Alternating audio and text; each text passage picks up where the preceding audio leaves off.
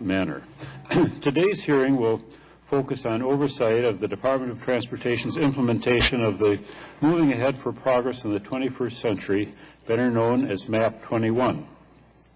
MAP 21 was signed into law by the President on July 6, 2012, and authorizes the federal highway transit and highway safety programs through September 30th of 2014.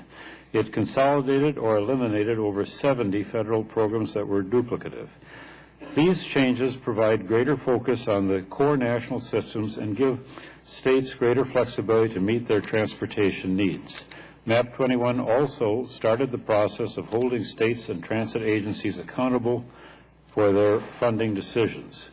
States and transit agencies, in conjunction with metropolitan planning organizations, will have to incorporate performance measures into their long-term transportation plans. These performance measures will help states and transit agencies focus their limited federal resources on projects that have the greatest benefit. MAP 21 made major reforms and improvements to the project delivery process. It currently can take almost 14 years for a transportation project to be completed if federal funding is involved. This is unacceptable.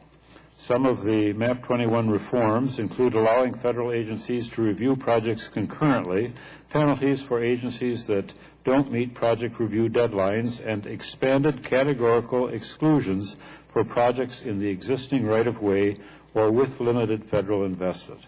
These reforms will help cut bureaucratic red tape and quickly deliver the economic and safety benefits of transportation projects. MAP 21 also created a program to provide relief for public transportation systems that were affected by a natural disaster or catastrophic failure. Previously, transit agencies had to work through FEMA to replace equipment or rebuild their systems after a disaster. But after Hurricane Katrina, transit agencies sought an emergency program similar to the emergency relief program operated by Federal Highways Administration. This program was recently utilized by states and communities that were affected by Hurricane Sandy. Numerous trucking safety provisions were included in MAP 21, which reflects Congress's commitment to keeping truckers and the traveling public safe. The Federal Motor Carrier Safety Administration is tasked with implementing new regulations on electronic logging devices, hazardous materials safety permits, a drug and alcohol clearinghouse, and motor carrier registration requirements related to unsafe reincarnated carriers. These regulations will keep drivers safe while maximizing the efficiency of the trucking industry.